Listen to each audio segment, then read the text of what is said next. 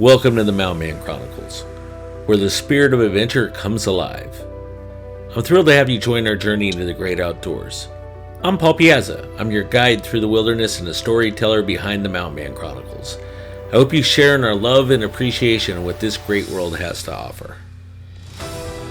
Here we live in three simple principles: live, learn, and explore. Live, immerse yourself in the thrill of the moment, whether it be overlanding, exploring unique ghost towns, or simply enjoying the serenity of nature. We believe in living life to its fullest. Learn, cultivate that childlike curiosity. Every adventure is an opportunity to learn and discover something new. From overlanding trips to mastering trail navigation, we're a constant journey of learning and growing. Explore. Be comfortable with the uncomfortable. Venture into the unknown. Our chronicles are a testament to the places we've been and the stories waiting to be untold. Join us as we explore the hidden trails to the pristine lakes and the mysterious places this great nation has to offer. And of course, what adventure would be successful without proper planning and the right gear? We'll be showcasing some of the tools of the trade along our journeys. I truly hope you enjoy our chronicles and the journey that my wife and I travel through during our overlanding adventures. Thanks for watching. Hey, this is Paul coming at you today from the Bear Den. In today's video, we're going to talk about one of my favorite tools, and we're going to do a review of the Garmin Tread.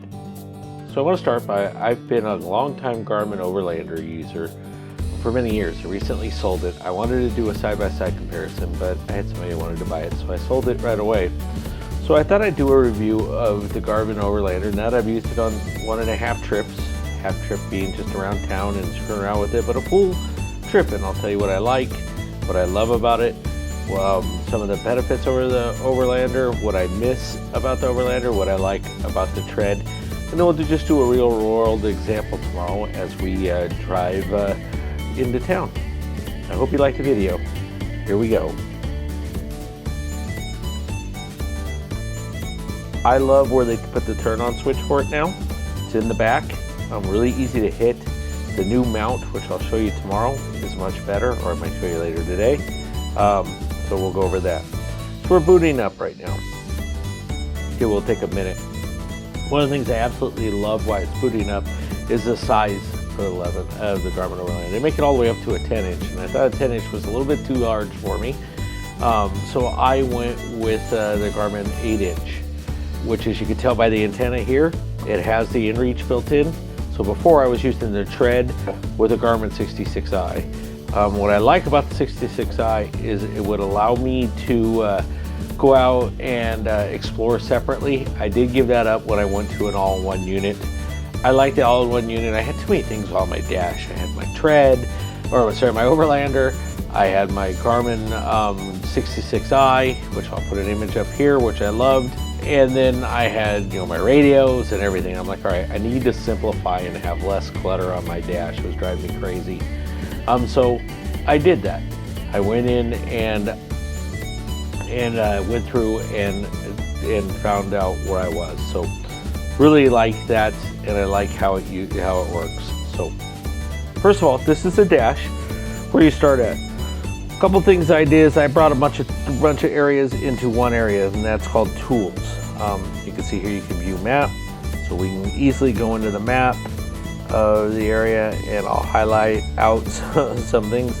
Then we can scroll out. I like the consecutive rings. The consecutive rings are nice because I can see that. You'll see that I've loaded in a lot of data points into my collections. This being where I'm at, it allows me to zoom in and out quite simply by doing that, right? So I can take a look around to see what's here. You can see there's toilets there, there's the tower there. So it allows me to go and look around and check out the area.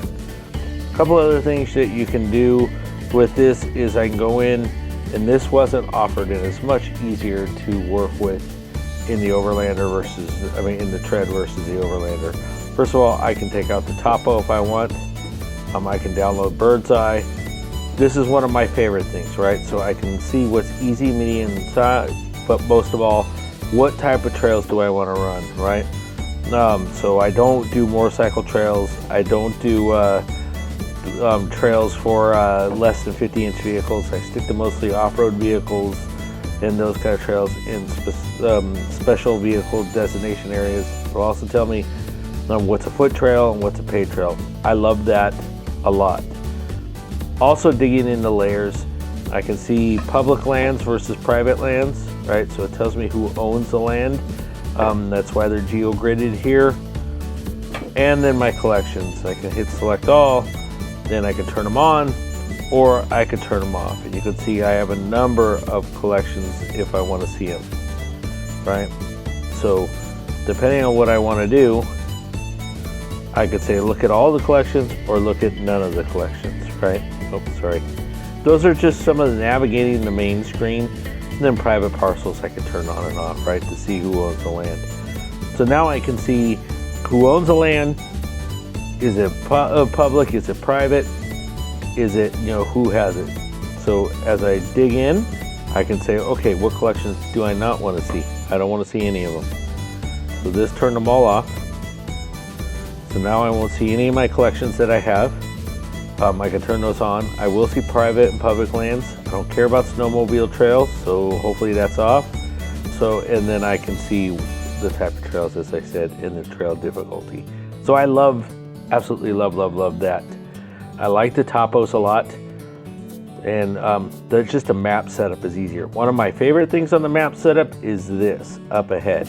So as you're driving, you can see what's up ahead and start to, as I'm driving along and say, hey, need to get some grub. What's the next thing ahead? So North Park, in areas like that, which I'll show you in the car tomorrow. It's quite handy. You can see Charlie's Restaurant, one of our favorite places to eat here, is 1.1 miles away, walking distance. Great place to go. Definitely would recommend there. These are all customizable. So as I put in distances, what's my arrival time? Right now I have a distance to destination. I have a destination that's in here. Direction I'm heading, I can again change all the data points I want. Elevation and speed. Simply by doing that. Now my distance to destination has disappeared, and now it's telling me it goes to how far I've traveled. So I don't have a destination chosen. So that's the map screen. When you choose to do a destination, you're going to go through some steps to look at what you're going to get. So for example, it's going to ask you, how would you want to do an easy trail? Do you want to do a hard trail?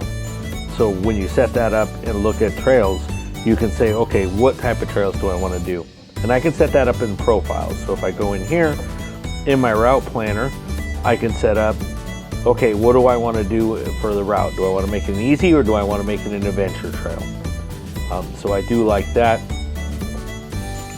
There are a number of apps on this tool. So we've got traffic. Yes, it'll pull up traffic if you live in an area that has traffic. Our biggest traffic is how many deer are crossing the road. Wet planner, trip, all these examples. One of my other favorite things is this. So if I want to go in and I want to see weather, I can see view the radar while I'm traveling. You'll see here we don't really have a lot of weather around us, but if we did, and I did on our last trip, it'll pull up a weather as it comes through. You can see right now it's 30 degrees, which according to my temperature thing outside is about 2 degrees difference than I have on that. So pretty close, right? So it does a weather radar loop, which updates about every half hour. I love that. Of course, it does a music player, smart notifications. You can control your music through this. You can control all your routes. So some pretty handy tools if you're an overlander and you want to use something that's going to be a handy tool for you. Very handy tool for that as you go through. So the other thing I use quite a bit is campgrounds, and we're going to talk more about that. You'll see here up ahead it's listing the Oasis campground. Now it uses TripAdvisor. It'll also bring in iOverlander. So as I'm traveling, and I've actually done this, I say, hey honey, where do we want to stay? You'll see here, oh look, you can go to the Dignity statue, Alice Oasis, you can stay there. So that's iOverlander, and these are TripAdvisor. It does bring in both. It also does bring that into up ahead, which I absolutely love. As I mentioned, up ahead is a very, very handy tool to use when you're looking at what am I going to do as I'm traveling ahead. So I love that, and it shows you where they are on the map, and if you hit them, it'll do turn by turn to get there, right? So if I want to go to Alice Oasis, for example, I hit go, it'll drive me right through there. It'll ask you if you're driving, do you want to add that as your next stop? You can do that and go there here, and then finally inReach. And you'll see here I sent my wife a message not too long ago. This is a conversation we had, and allows you to communicate. I love inReach. I sign up for a monthly plan that gives us a certain amount of reach outs, and in a given period, I think it's 40. We use the heck out of it when we're calling or when we're mobile, because a lot of times places I'm going, I don't have a cell phone. My wife worries if I don't check in at the end of the night or in the morning, so I do check in. You also can send preset messages. So I have 3 presets here that I can send that are already in there. And then last but not least, I can send my location to our map, that if she wants to see it, she can. Another really, really handy thing, right? So I can send her my location, she can log in on the web and see where it's at. And that works out really well for her, because then she has a little bit more peace of mind in doing that. So that's inReach. I love inReach. I've been an inReach user now since about 2011 or 12. So I've been with inReach a long time. Like their tool. There's a couple other tools out there too. My advice wouldn't, again, take it for what it's worth. I like inReach. Figure out what you like. Some people like Spot. I have a friend that uses Spot, loves it. I have another friend that uses, I forgot the messenger tool, uses that. So he likes text more. I like the functionality of having a GPS, having it all in one, something I can use. I do use, like I bring with me my tablet, which I have Gaia in. So I do use Gaia still, because I like Gaia's routing, so I load things up in Gaia, and I have a video on that. That link is going to pop up here, which I'll talk about, is Garmin Tread. So that's what I love about it. What I think I miss the most about my Garmin Overlander is I like the routing better on the Garmin Overlander. I don't know what the difference is when you do, what the algorithm difference is that when you tell it to give you turn-by-turn locations, which I absolutely love on the trail, by the way. I used the heck out of it. I found the Overlander was more accurate. When it told me to turn, I turned. What I don't like about this is I've been on a couple trails that I've marked out, and it took me in a weird direction. It took me on some adventure area. One area I just ran into a dead end. I really just didn't care for that. Now it may be, and I'll take some of the blame for this, just the way I had it set up. I had it set for very adventurous. I don't think you should have to think that much when you're adjusting a trail. I could see, okay, do I want a more adventurous? Great, put it on a 3, I'll go explore. But when it takes me like way out of the way, I have my trailer that I've set up on the profile, it's just annoying. So I don't care for that. The other thing I liked a lot, that I like more about this, is you can see up here, 86% battery. This thing sips battery compared to my Overlander. My Overlander didn't do very well battery, but it did well, and it didn't bring in everything. Like, I will say the sync, for example, with the Overlander is much better than the way it syncs with the Tread. I've had to wipe out my Tread app 3 times and reboot it and clear it and redo it. It is. I've had to do it too many times. Once when I was on the trail, which Explorer worked really well. Neither one routes really well, in my opinion. And so that would be my recommendation to Garmin. I do use this screen occasionally, not as much as I thought I would, but it allows you to have everything in one screen. Again, this is another copy of it. You can have your tracks, you can see what you're doing, your barometer and stuff like that. So that's a high level of the Garmin Overlander. I'll take you through a road trip with it tomorrow, and we'll do some more exploration with it. Thanks. Bye. All right, as promised, we're taking the Garmin Overlander for a test drive. I'm going to show you how I use it when I'm driving. I got my co-pilot here, my trusty sidekick, if you will. She doesn't want to be on video today, so you may just hear her voice, but she's not going to speak. So we're going for a cruise with the Garmin Overlander. So as I mentioned in the last video, we start at the view screen. You can see view map, where to. We're just going to click where to, and we're going to go to Kimball.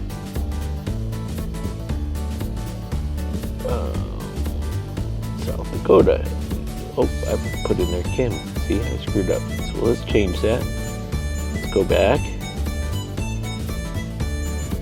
Kimball, South Dakota.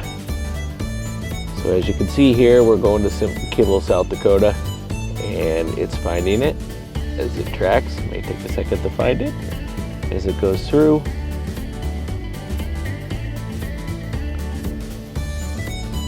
All right. And what you saw there was a notification. So we found it. We can either tell it to go crazy and go, take an adventure route, but we're not going to. We're just going to take it, and that's your adventure route. So if I want it easy, or if I want to go four-wheeling, you'll see it's going to recalculate to how I want to do that. I don't want to take an adventure route. I want to go on the freeway. So we're going to go there. We're going to add a stop if we want, and we're good to go. So now it's calculating our route, and it's telling us a back road. This is, as I said, the turn-by-turn in the Garmin Overlander isn't as great as, the Garmin Tread isn't as great as the Garmin Overlander. And that is an example of why, is because it wants us to take a side road, right? When the freeway is an easier route to go. So we're gonna take the freeway. Yeah, it wanted us to go there. It actually turns into a road. So again, it is part of one of my annoyances, the route by route. You can't follow it exactly. You'll see here though, when it does do its little hiccups based on the direction you're pointing, it adjusts immediately. But again, it didn't take a freeway. I'm not sure why it did take the freeway, because the freeway leads right to Kimball, to our location. So again, one of my annoyances about the route. Now when I'm on a trail, it seems to do okay, but around the highway, which is part of the reason why I use it, I mean, it is an overlander, so overlanding doesn't mean you're on the trail all the time, and it does work well. Now I use Google Maps most of the time in the car, so when I use Google Maps, that works. And maybe it's not a fair comparison, but Garmin is known for their GPS devices. So Garmin, if you're listening, fix that in a software update.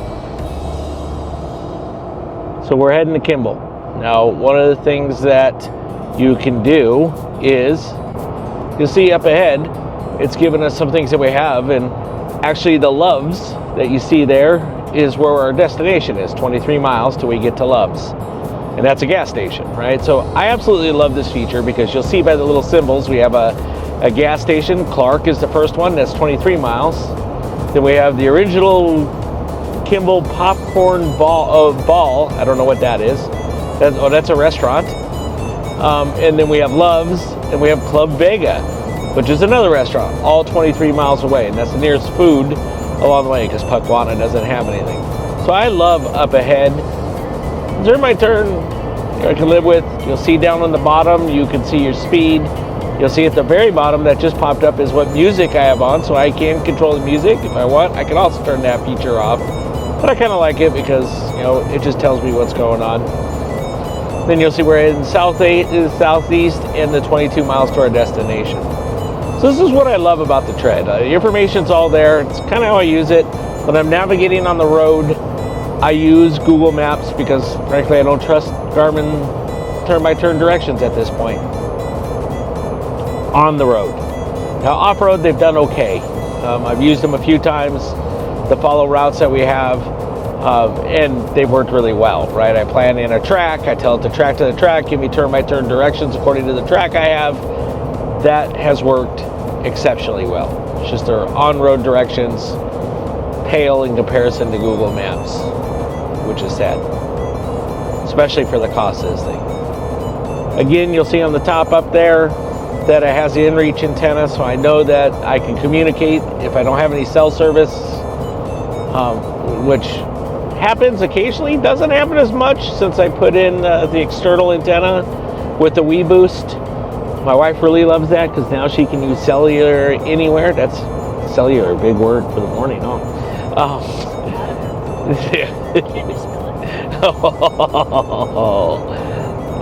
Cheap wife shot there. Can you spell it, she says. You may not have heard that on the microphone. So that is the Garmin Overlander and the in-car update. Other features you can use in the car, you can adjust the trail route, and you can adjust a variety of things to get where you need to go. Otherwise, works really well. Thanks for watching this week's video on the Garmin Tread. If you have any questions at all, happy to answer them. I did use the Overlander in the past, now using the Tread. Although the turn-by-turn could be better, I'm still really happy with the purchase. Do use it, we'll be using it on future trips. I plan to do a video in the future on how to use the Garmin web interface to help route your trip and plan them as well as do that on the Tread. So if you did enjoy the video, please like and subscribe, and remember, ring the bell to see further videos. Thanks for watching. Appreciate it. Take care.